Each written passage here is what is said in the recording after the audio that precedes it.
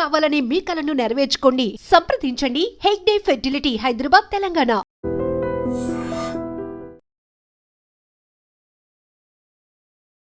అందరికీ నమస్కారం. నేను Swaroopa Potlapalli. Welcome to trending topic.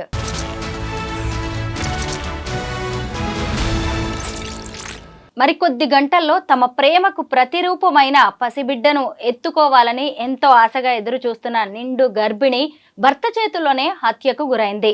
విశాఖపట్టణంలో జరిగిన అనూష హత్య కలకలం రేపింది. ఆమె భర్త జ్ఞానేశ్వరే తన చేతులతో తానే భార్యను కాటికి పంపించేశాడు. ప్రస్తుతం నాతో పాటు సోషల్ యాక్టివిస్ట్ కృష్ణకుమారి గారు ఉన్నారు. ఈ కేసు గురించి అనేక విషయాలు ఆమెను అడిగి తెలుసుకుందాం. నమస్తే కృష్ణకుమారి గారు. చూశారు కదా అనూష ఉదంతం ఎంత బాధగా అనిపిస్తుందో. 2022లో వాళ్ళిద్దరూ ప్రేమ వివాహం చేసుకున్నారు.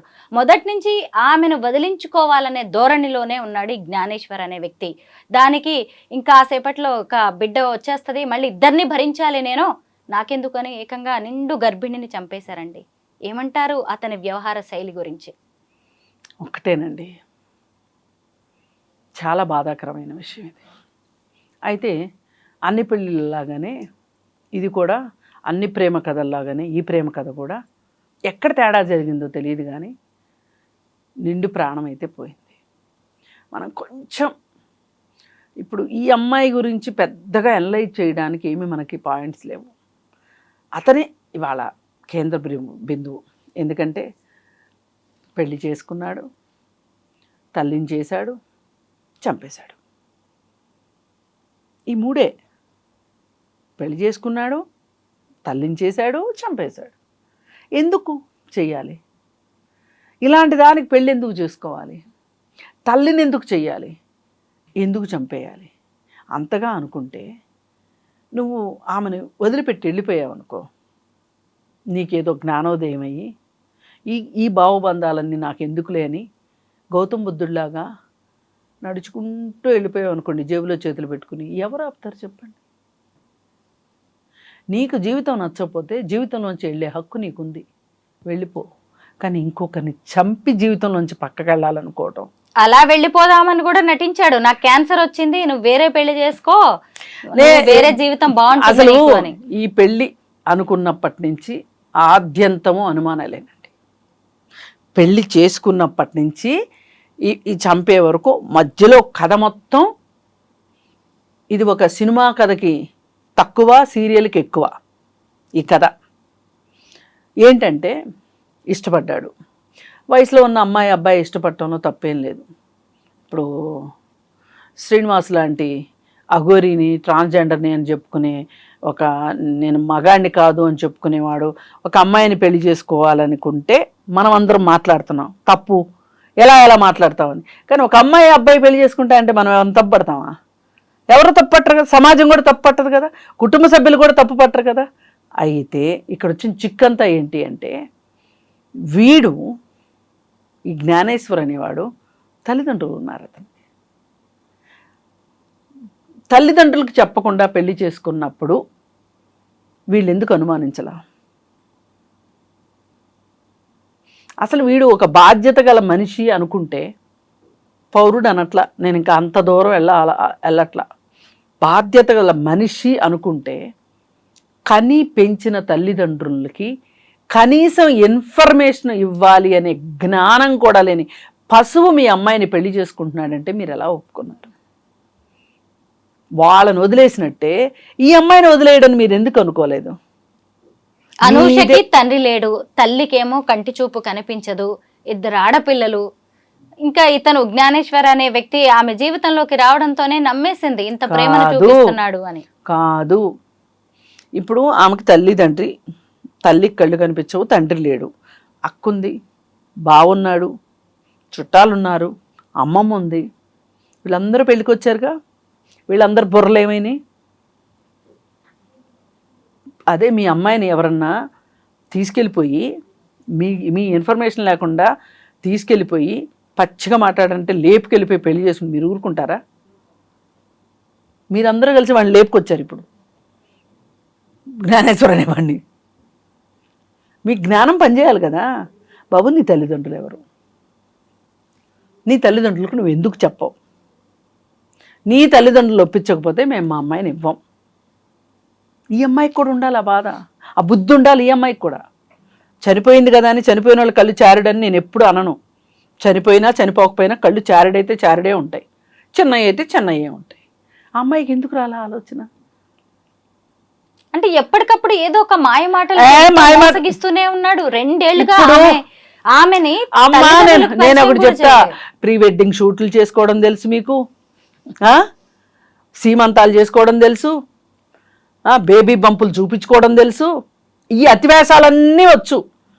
కానీ ఆ అబ్బాయి తల్లిదండ్రులు మట్టుకు వద్దు మీకు. ఇది ఒక పెద్ద ట్రెండ్ అయి కూర్చుంది ఇవాళ. నేను ఆడపిల్లల్ని అంటున్నానని కాదు, కానీ నేను ఇప్పుడు ఆడపిల్లల్ని వెనకేసుకొచ్చేదాన్ని. నేను ఈరోజు ఎందుకు ఇలా మాట్లాడుతున్నానో నా బాధ మీరు అర్థం చేసుకోండి. నిన్నగాక మొన్న తెలంగాణలో ఒక స్కూల్ పిల్లాడు నీకు ఇష్టం లేనిది ఏంటి, నీకు ఇష్టమైంది ఏంటి అని రాయమంటే మా అమ్మకి మా నాయనమ్మ తాతయ్య అంటే ఇష్టం లేదు, అది నాకు నచ్చదు అని చెప్పి రాశాడు. మీ అమ్మ గురించి రాయండి అంటే మా అమ్మకు మా నానమ్మ తాతయ్య అంటే ఇష్టం ఉండదు, నచ్చదు. అవును, అంటే ఫ్యామిలీ రిలేషన్స్ ఎలా ఉన్నాయి, చిన్నోడి ఆ చిన్న ప్రశ్నకి సమాధానమే చెబుతోంది. ఇప్పుడు దీన్ని ఇక్కడ మనం రిలేట్ చేసుకుంటే అత్తమామ లేకపోతే జీవితం బాగుంటుంది. అత్తమామకి ఎందుకు సేవ చేయాలి అవసరమైతే? కానీ వాళ్ళంటూ చచ్చాక ఆ ఆస్తులు మనకే వస్తాయి, వారసులు మనమే కాబట్టి. కానీ మనం మట్టుకు వాళ్ళ మంచి చెట్లు పట్టించుకోక్కర్లా. చిన్నప్పుడు కుడి చేత్తోనూ ఎడం చేత్తోనూ సంబంధం లేకోకుండా ముడ్డి మూతి కడిగిన వాళ్ళు పనికిరారు మీకు. వీడిని కన్నారు. ఇప్పుడు నువ్వెట్లయితే నెప్పులు పడి కనాలనుకున్నావో పిల్లనో పిల్లోడినో, ఆమె అట్లాగే నెప్పులు పడి కని ఉంటుంది కదా, జ్ఞానేశ్వర్ని పెంచుంటుంది కదా, తను తిన్నా తినకపోయినా కొడుకు తినిపించుంటుంది కదా. ఎన్నిసార్లు మనం చేయలేదండి ఈ పని? పిల్లలకి ఇష్టమైంది అంటే మనం పిల్లలకి ఇష్టమైంది పెట్టి అయిపోతే మూసుకుని కూర్చోలే మనం? లేదు నా వాటా నాకు కావాలన్నా ఎప్పుడన్నా అలా ఉంటామా లేదా తల్లులు? మరి అలానే పెంచిందిగా ఆ తల్లి కూడా. ఆ తల్లి పెళ్ళి చూడొద్దా? జీవితంలో అతిపెద్ద ముఖ్యమైన విషయం పెళ్ళి అనేది. ఆ పెళ్ళి అనే విషయం ఆ కష్టపడి కనిపించిన తల్లిదండ్రులకి అక్కర్లే. వీడినింత ప్రయోజకుడిని చేశారు అంటే వాళ్ళ కష్టం లేకుండానే నీకు ప్రయోజకుడు అయిపోయాడు. ఇప్పుడు 2 ఫాస్ట్ ఫుడ్ సెంటర్లు నడుపుతున్నాడు. ఇంత తోడు ఎట్లా అయ్యాడండి? ఆ తల్లి పాలు తాగకుండా, ఆ తల్లి పెంచకుండా. ఇది అర్థం చేసుకోవాలి ఆడపిల్లలు కూడా. తల్లిదండ్రుల పట్ల బాధ్యత లేనివాడు మన పట్ల ఎట్లా బాధ్యతగా ఉంటాడనేది ఆలోచించాలి. అక్కడ బాధ్యత వదిలేసుకున్నాడు కాబట్టి మొత్తం అన్నీ నెత్తిన పెట్టుకుంటాడు, నాకే రోజు ఫోటోషూట్లు చేస్తాడు అనుకుంటే ఇలాగే అవుతుంది.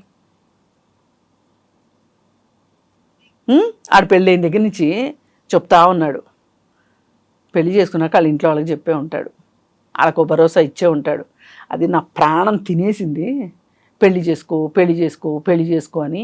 తప్పనిసరి చేసుకున్నానమ్మా, దాన్ని వదిలిచ్చేసుకుంటాను, మీకు ఎందుకు, నేను మళ్ళీ వస్తాను మీ దగ్గరికే, దాన్ని వదిలించుకుని అప్పుడు నాకు మళ్ళీ పెళ్లి చేద్దురు కానీ తల్లిదండ్రులకు చెప్పే ఉంటాడు. రిలేషన్ ఉంటే గనక, రిలేషన్ ఉంటే ఒక రకంగా ఆలోచించాలి వీడి గురించి, రిలేషన్ లేకపోతే ఒక రకంగా ఆలోచించాలి.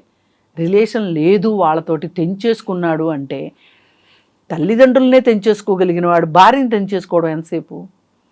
జ్ఞానేశ్వర్ అనే వ్యక్తి ఎంత సైకోనో చూడండి. రేపు పొద్దున తెల్లవారితే డెలివరీ అంటే కాసేపట్లో తమ బిడ్డని ఎత్తుకుంటారు. ఈ మధ్యలో వేసిన డాన్సులు ఏంటి? నాకు క్యాన్సర్ అని చెప్పటం, నాకు క్యాన్సర్ కాబట్టి అంటే ఎన్ని స్క్రిప్టు ఎట్టగొట్ట ఈ అమ్మాయిని వదిలించుకుని వెళ్ళిపోవాలి. ముచ్చట తీరిపోయింది, పెళ్లి చేసుకున్నాడు, కొన్ని రోజులు ఉన్నాడు, హనీమూన్లు గినీమూన్లు తిరిగారు. మామూలుగా మనం ఏం చెప్తుంటామండి, ఫారిన్ వాళ్ళు 1 స్టాండ్ నైట్లు వాళ్ళు, వాళ్ళకి పెళ్ళన్నా దాంపత్యాలన్నా పిల్లలన్నా బంధాలన్నా ఇష్టం ఉండదు. వాళ్ళు ఇలాగే పెళ్లి చేసుకుంటామని చెప్పి 4 రోజులు కాపురం చేసి పారిపోతారు అని మాట్లాడు. ఈయనేమనాలి ఇప్పుడు? ఈ అమ్మాయి వదిలిపెడద్దు అనుకున్నాడు వాడు. క్యాన్సర్ అనగానే నా జీవితం నేను చూసుకుంటాను అనుకుంటుంది అనుకున్నాడు. అక్కడ పప్పులు ఉడకలా. విడాకులు ఇచ్చే అన్నాడు. అసలు విడాకులు ఇచ్చేయని అడగటం వీడే ఇవ్వచ్చుగా విడాకులు. ఒక మనిషిని చంపితేనే నేను ఫ్రీ అయిపోతాను అనుకోవడం స్వతంత్రుని అయిపోతాను అనుకోవటం ఎంత మానసిక దౌర్బల్యం ఇది అసలు. ఈ అమ్మాయికి అనుమానం రాలేదు కానీ అర్థం చేసుకోలేదు కానీ వాడు పెద్ద సైకో. 2 హత్యలు చేశాడు ఇప్పుడు. అయితే ఈమెమనుకుందంటే ఈ ప్రీ వెడ్డింగ్ షూట్లు, ఈ సీమంతాల షూట్లు, బేబీ బంపులు, ఈ భ్రమల్లో ఉంది. అంతేగాని అసలు వాడి అంతరంగం ఏంటి కనిపెట్టాలనే ఆలోచన రాలా. ఇప్పుడు ఎవరైతే ఉన్నారో యూత్ మిస్ అవుతున్నదే అది జీవితంలో. ఆ మిస్సింగ్ పార్టీ ఇక్కడ కనిపించింది. ఏది ఏమైనప్పటికీ కూడా ఇప్పటికైనా ఆ తల్లిదండ్రులు ఎవరో బయటికి రావాలి. ఏం చేస్తారులే కానీ వచ్చి పాపం వాళ్ళు ఊహించారు కదా ఇలా చంపేస్తాడు అని చెప్పి. ఏ తల్లిదండ్రులు కోరుకోరు, కానీ కూడా ఊహించరు. ఇప్పుడు పెళ్ళి అంటే 2 మనసులు కలవటం కాదు, 2 కుటుంబాలు కలవటం కూడా అని మనం ఎన్నో సినిమాల్లో విన్నాం ఇలాంటి డైలాగులు. కనీసం ఎప్పుడన్నా గుర్తురావా ఇలాంటివి? అంటే కేవలం మనకి షూట్లే గుర్తొస్తాయా, హనీమూన్లే గుర్తొస్తాయా, డ్యూయెట్లు పాడుకోవడమే గుర్తొస్తుందా? వీళ్ళు జీవితాల్లో నిజంగా జీవించట్లేదండి, నటిస్తున్నారు. దాని ఫలితం ఇలా జరిగింది. ఏది ఏమైనప్పటికీ కూడా అతనికి ఎన్నో ఆప్షన్స్ ఉన్నాయి, ఈ అమ్మాయికి కూడా ఎన్నో ఆప్షన్స్ ఉన్నాయి. ఈ ఆప్షన్స్ ఉపయోగించుకోకుండా ఆ అమ్మాయి జీవితం అర్ధాంతరంగా ముగిసిపోవటం, వాడు వెళ్ళి జైల్లో కూర్చోవటం జరిగింది. కానీ ఏ జీవితాలకైనా ఇది మట్టుకు ముగింపు కాదండి. ముగింపులు బ్రహ్మాండమైన ముగింపులు ఉంటాయి. ఒక కామ పెట్టుకోవచ్చు, లేదా ఒక ఫుల్ స్టాప్ పెట్టుకోవచ్చు, మళ్ళీ పేరా మార్చి కొత్త జీవితంలోకి అడుగు పెట్టచ్చు. తప్పే ఉంది? వాడంత దుర్మార్గుడైనప్పుడు నీ జీవితాన్ని నువ్వు చూసుకుంటూ తప్పే ఉందమ్మా. వాడి పులికి ఆహారంగా మారింది ఈ అమ్మాయి. అందుకే ప్రీ మ్యారిటల్ కౌన్సిలింగ్ అవసరం అని నెత్తినోరు మొత్తుకుని చెప్తున్నాం. ప్రీ మ్యారిటల్ కౌన్సిలింగ్కి వెళ్తే ఏం జరుగుతుంది, ఆ మనిషి యొక్క మనస్తత్వం ఏంటి, అతని ఇష్టాలు ఏంటి, భవిష్యత్తు పట్ల అతని అంచనాలు ఏంటి, అతను నీకు చెప్పేదే ఆలోచిస్తున్నాడా, లేకపోతే నీకు చెప్పేది ఒకటి వాడు ఆలోచించేది ఇంకొకటి ఉందా?